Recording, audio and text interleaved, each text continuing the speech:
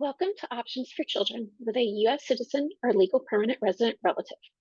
My name is Vicki Giambra, and I am a managing attorney with the Children's Immigration Law Academy, or CILA. This 101 webinar is being recorded on September 21st, 2022. It is one of a series of webinars we have available for advocates who are new to the field of children's immigration law. We will cover the basics of family-based immigration with a special focus on how children and youth are treated. Please note that immigration law changes rapidly. It is important to stay up to date with case law, policy updates, and any procedural changes. CILA is a project of the ABA. We are a legal resource center and capacity building organization.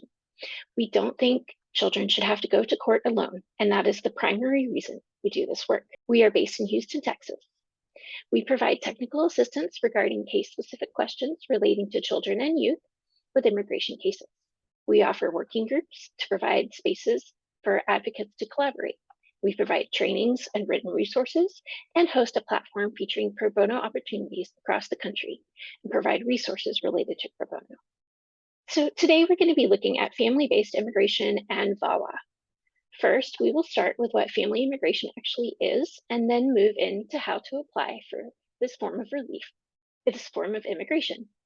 We also discuss inadmissibility in the family-based immigration context, as well as any available waivers. Lastly, we will discuss VAWA and how it can be used in children's cases. There are multiple ways to get permission to enter the U.S. lawfully. There are humanitarian ways, through work or business, but here we're going to discuss family-based immigration. Although some refer to this as chain migration, when structuring our immigration system, we decided we wanted to prioritize family unity. It is the primary basis for legal immigration to the United States. And family-based immigration accounts for about 64% of all legal immigration each year. U.S. citizens, also known as USCs, and legal permanent residents, known as LPRs, can sponsor certain family members for a visa that provides for permanent residence, also known as a green card.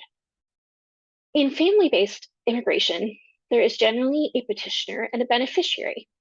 The petitioner is a U.S. citizen or legal permanent resident. They are the ones asking for petitioning for their family member. But they can't petition for just anyone, only for those relatives that fit into two categories: immediate relatives of U.S. citizens or in the family preference categories. So who do these groups include?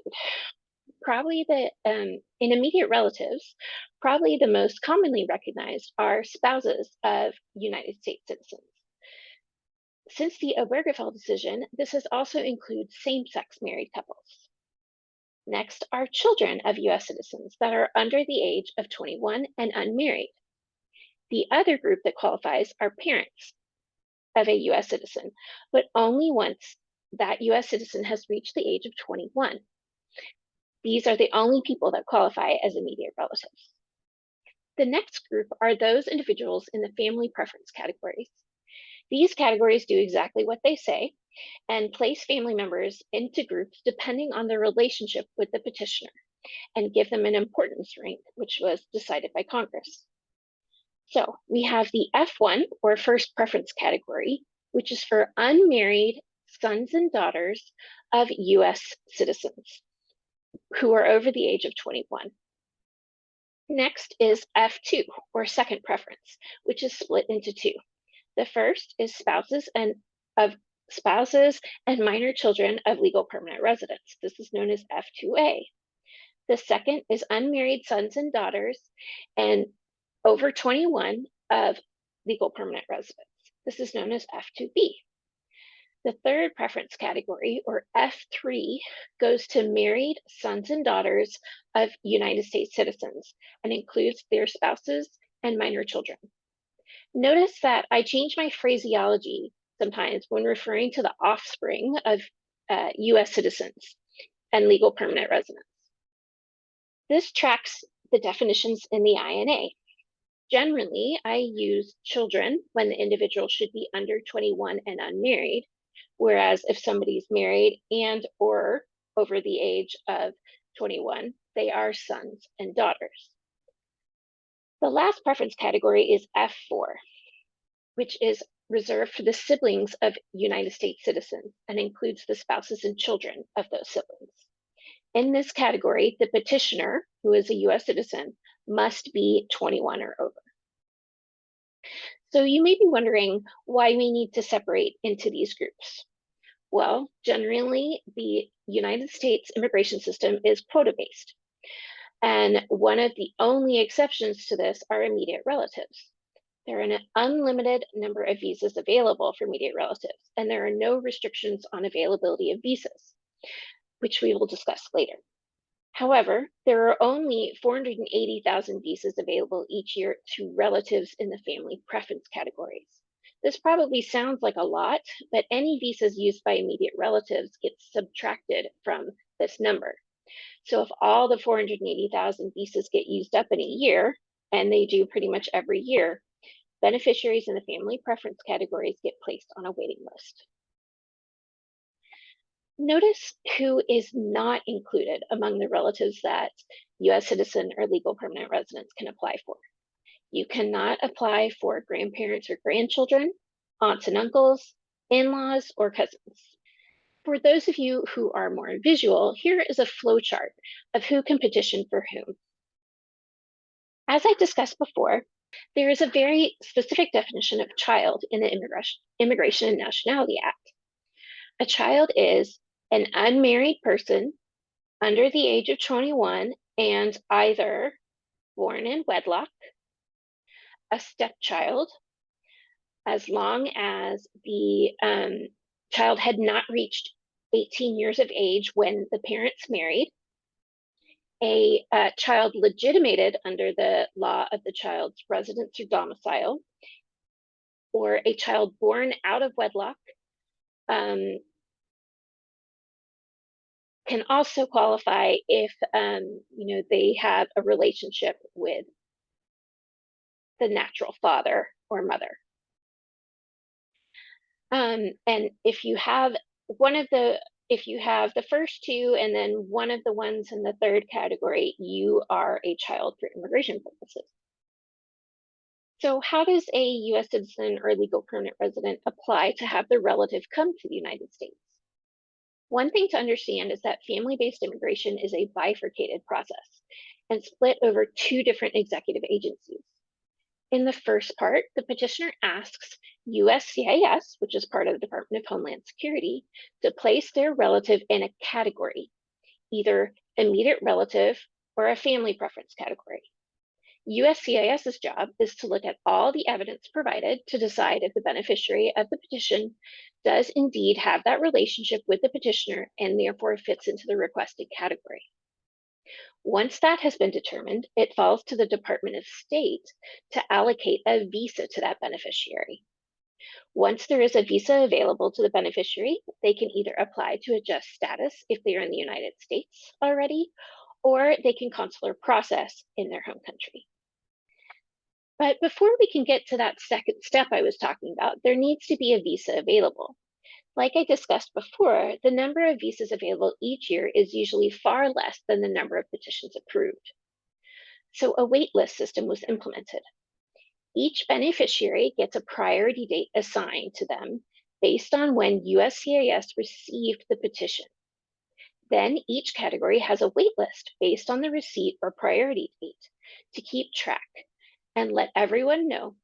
To keep track and let everyone know who is next on the list, the Department of State publishes the Visa Bulletin. This is the Visa Bulletin for the family preference categories for October of 2022. The bulletin reflects the fact that under the INA, not only is there a cap on the number of visas per category, but also per country. INA 202 specifies that in the preference categories, no one country can get more than 7% of the visas in any category. For the family preference categories, China, India, Mexico, and the Philippines have historically had the most beneficiaries, so their categories are listed separately. If a category has a C, that indicates the category is current, meaning that everyone in the category has a visa available for October 2022. You can see that unmarried sons and daughters of legal permanent residents are current.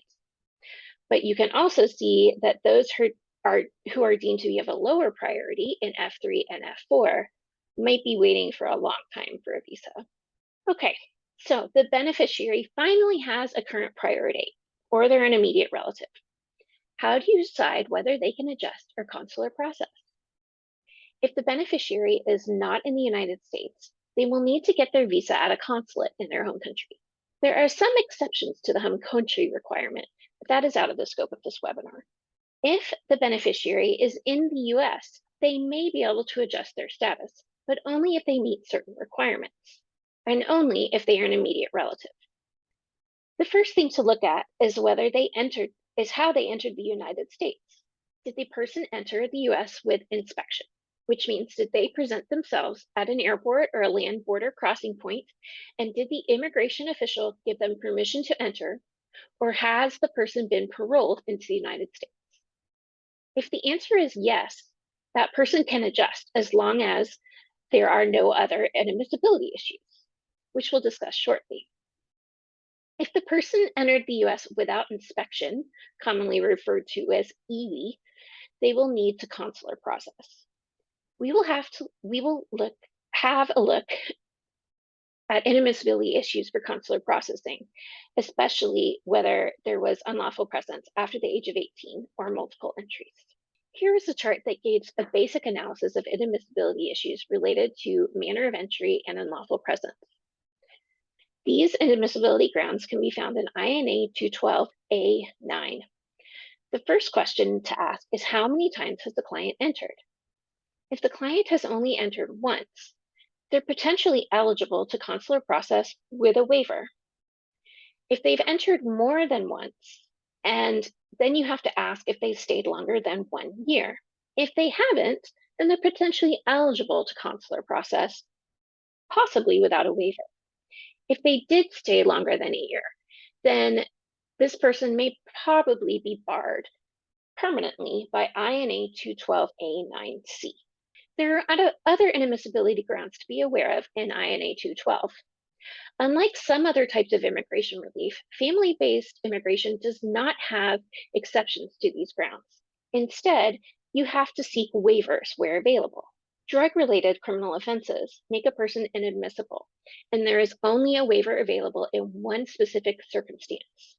And to get that waiver, you have to show that it was a single offense for marijuana, and it was simple possession of 30 grams or less. If you have that, then you also have to show that either this offense occurred more than 15 years ago, admission of this person is not contrary to the safety or security of the United States, and that the person has been rehabilitated. Given many of the clients we work with are young, this probably will not work. So instead, you have to show that the person has a US citizen or legal permanent resident spouse or child or parent that will suffer extreme hardship without them. Another ground of inadmissibility that doesn't often apply in the unaccompanied child context, but is an important factor in family-based immigration is public charge. You may have heard about this in the news, and changes made to this ground and the Trump administration caused a great deal of fear and confusion in immigrant communities. These rules have since been rolled back, and new regulations will be going into effect in December 2022. Basically, this ground of inadmissibility wants to ensure that immigrants will not become dependent on the US government to support themselves. So the incoming immigrant needs to show that they are either capable of supporting themselves or they have a sponsor, who's often the petitioner, that earns 125% of the federal poverty guidelines. The new regulations and the general policy of the current administration is to take into account the following: the person's age, education and skills, assets, resources, and financial status, family status, health, and whether or not they have an affidavit of support. This is pretty much required. And so that's where the sponsor would show what the sponsor's income and assets are so that they can demonstrate they earn 125% above of the federal poverty guidelines. In order to apply for a waiver of inadmissibility, you need to use the form that corresponds to the ground for which you are inadmissible. If you are inadmissible only for unlawful presence, you will use the I-601A provisional waiver. If you are inadmissible due to having been previously removed or you're unlawfully present after previous immigration violations, you're going to use the I-212 permission to reapply. For all other grounds of inadmissibility, you're going to use the I-601 waiver of inadmissibility. The key to most waivers in an inadmissibility context is having a qualifying relative. So, to begin with, they must be a US citizen or a legal permanent resident. And in most situations, the person must be the spouse or parent of the intending immigrant. Then you have to look to extreme hardship and whether or not this US citizen or LPR spouse or parent will experience it. The kind of things you look at are medical issues, mental health issues, childcare and family care, financial issues, home country issues, and education and employment.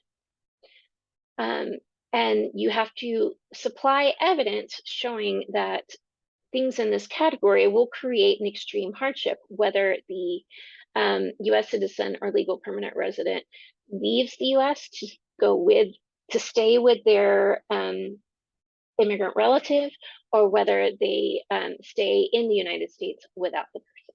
One thing to note is that you can apply, a US citizen or legal permanent resident can apply for their relative who is in removal proceedings.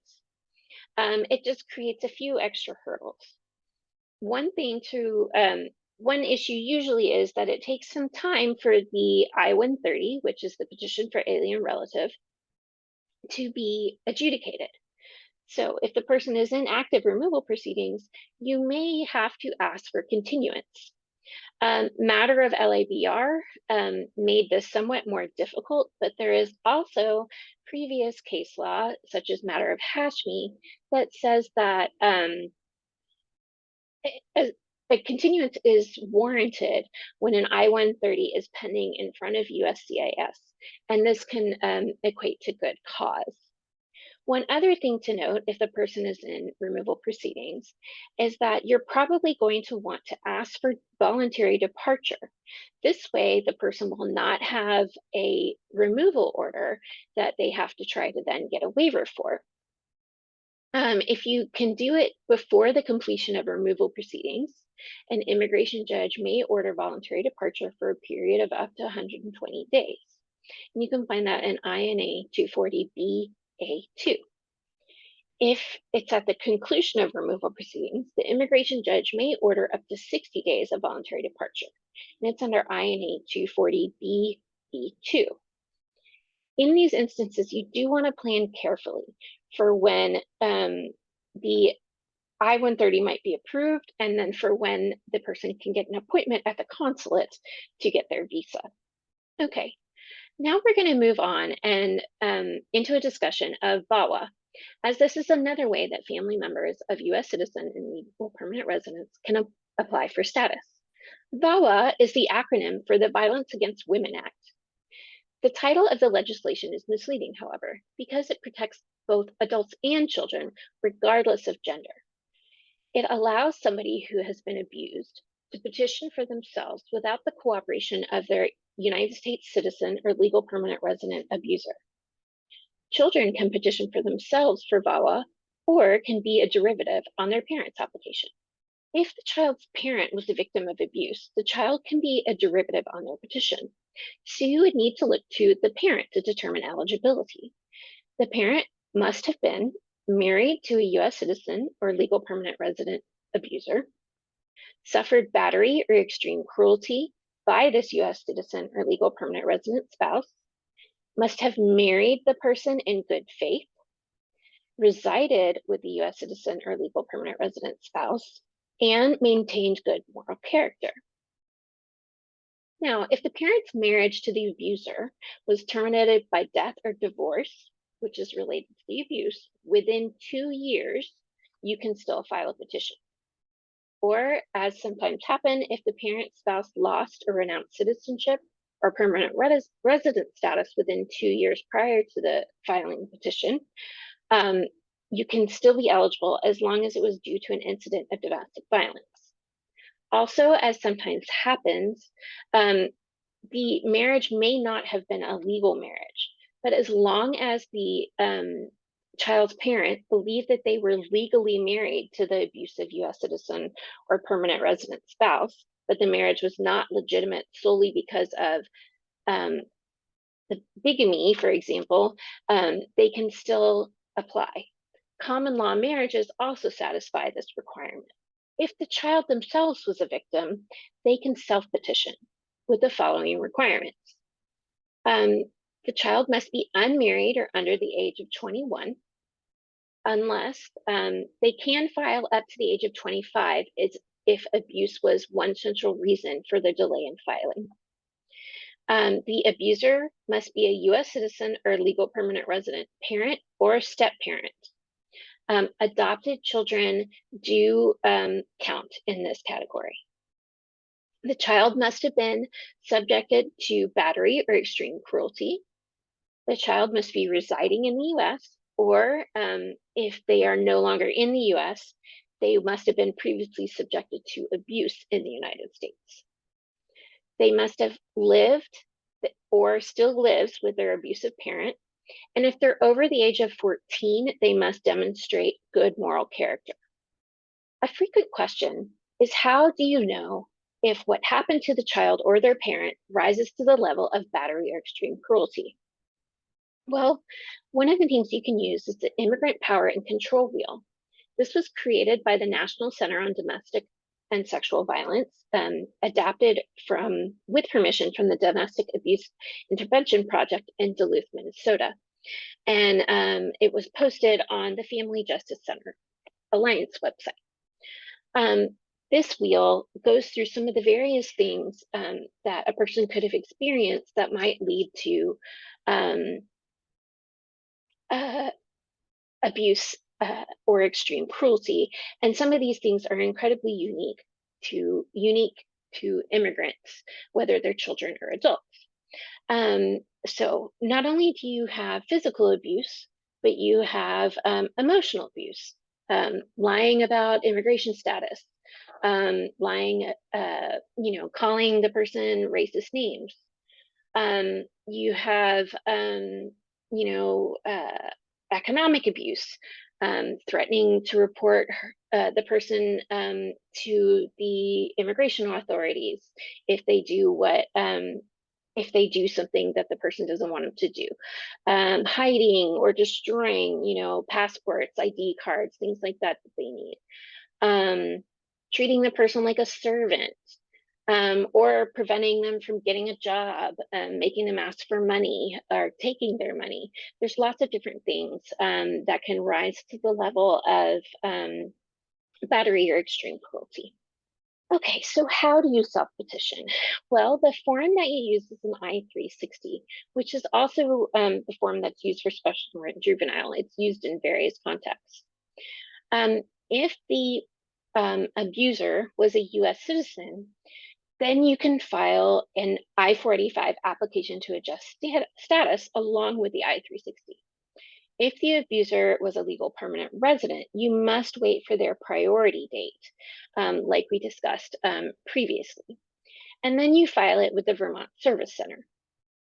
After filing, which could take several months, you should receive a notice of action.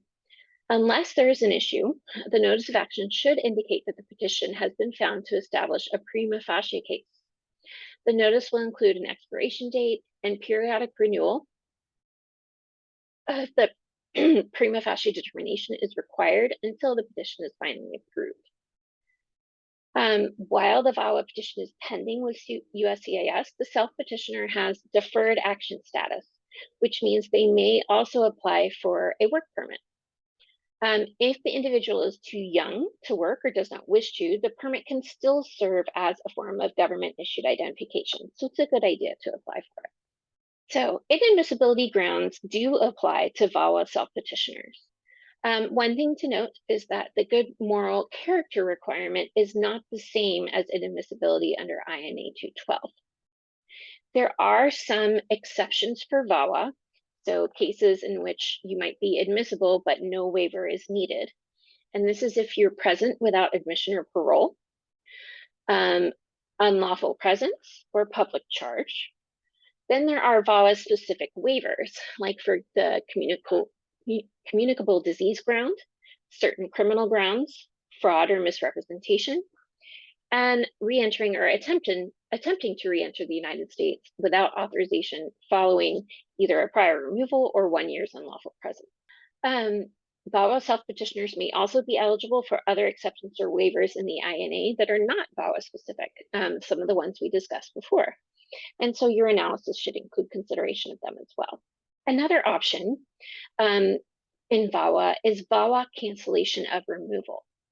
This is slightly different. This is for clients in removal proceedings. And you have to show that the person was battered or subjected to extreme cruelty by a U.S. citizen, U.S. citizen or LPR spouse or parent. They must be physically present in the United States for a continuous period of at least 3 years. They must show good moral character, that they're not inadmissible or deportable, and show extreme hardship to the applicant themselves or a child or a parent who is a U.S. citizen or a legal permanent resident. So that it is slightly different as to what you have to prove for cancellation of removal.